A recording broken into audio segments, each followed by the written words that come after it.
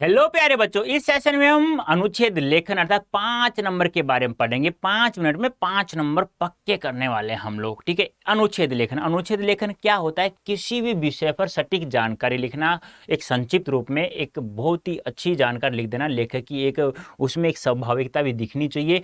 वह क्या होता है? एक अनुच्छेद लेखन होता है, यानी कि संक्षिप्त भाषा में और सटीक भाषा में वह होना चाहिए, लॉन्ग नहीं होना चाहिए।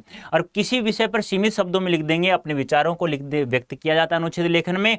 और अनुच्छेद लेखन में लेखक का कौशल की भी परख हो जाती है, यानी कि लेखक के कौशल, यानी जो भी लिख रहा है उसके कौशल के बारे में पता चल जाता है। अब हम कौन कौन सी बातों का ध्यान में रखना चाहिए? तो भाषा सरल एवं सहज होनी चाहिए अनुच्छेद लेखन की, उसमें स्वाभाविकता भी होनी चाहिए।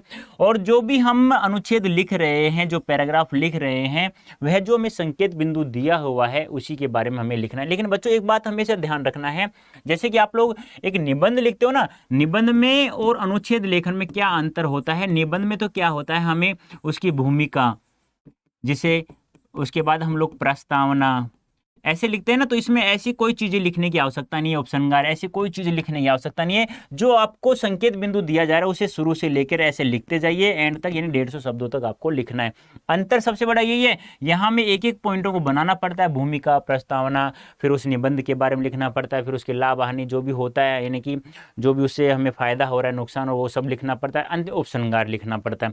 लेकिन यहाँ ऐसा हमें कुछ भी लिखना नहीं पड़ता, जो हमें संकेत बिंदु दिया जाता है उन्हीं के बारे में लिखना पड़ता है, वो भी सटीक जानकारी में, यानी सीमित शब्दों में, बिल्कुल सटीक स्पष्ट रूप से लिखा हुआ होना चाहिए, साफ साफ शब्दों में, और भाषा सरल एवं सहज होनी चाहिए। और दूसरी सबसे बड़ी, इसी में भी आदि, मध्य और अंत तीनों चीजें होती हैं। और दूसरी बात, जो भी हम विचार लिख रहे हैं वो एक दूसरे से संबंध भी होने चाहिए। ऐसे नहीं ऊपर वाली लाइन का विचार और नीचे वाली लाइन का विचार हमें समझ में नहीं आ रहा, ना ही मेल खा रहा है, फिर हम उसे अनुच्छेद लेखन नहीं कह सकते। अब जैसे कि बारे में आपको अभी बताया, जैसे एक क्वेश्चन आ गया कि अनुच्छेद 370-35 ए पर भारत की वर्तमान स्थिति पर अनुच्छेद लिखिए। अब ये क्वेश्चन दे देगा, फिर आपको कुछ संकेत बिंदु मिलेंगे इस प्रकार से।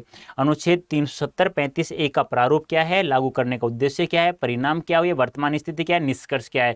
यानी कि ये इन संकेत बिंदु के आधार पर, ऐसा नहीं है कहीं आप लोग इसे एक पॉइंट बना लो, ऐसे करके इसको लिखो, फिर ऐसे करके इसको लिखो ना, ऐसा नहीं लिखना है। बस हमें तो ये देख लिया है, ऐसा बिल्कुल भी नहीं करना हमें, कहीं तुम ये लिख करके फिर लिखो, फिर ये करके फिर ये लिखो, नहीं, ऐसा नहीं करना है हमें। तो केवल अभी जो 5 ये जो संकेत बिंदु दिए इन्हीं के आधार पर हमें 150 शब्दों में हमें लिखना है। 370 जानते हो ना, जम्मू कश्मीर नरेंद्र मोदी जी ने रातों रात हटा दिया था, जम्मू कश्मीर में जो लगा हुआ था, जो आर्टिकल से लगा हुआ था, हटा दिया था ना 35 एक और 370 को, तो वो ध्यान में रखते हुए हमें इसके बारे में लिखना है। कैसे लिखना है? इस प्रकार से आपको लिखना है कि 17 अक्टूबर 1949 को भारतीय संविधान जब लागू हुआ था तो 370 एक अस्थायी प्रावधान के अनुसार संसद में जम्मू कश्मीर के बारे में रक्षा, विदेश मामले और संचार विषय के बारे में कानून बनाने का अधिकार तो था, लेकिन सभी अन्य विषय से संबंधित कानून को लागू करवाने के लिए केंद्र राज्य की सरकार की मंजूरी चाहिए थी। लेकिन कहने का ऐसे आपको लिखना है, यानी कि कोई भी किसी प्रकार कोई पॉइंट नहीं बनाना है, किसी पर आपको डायरेक्ट लिखना है 150 शब्दों का, बस आपको ये ध्यान में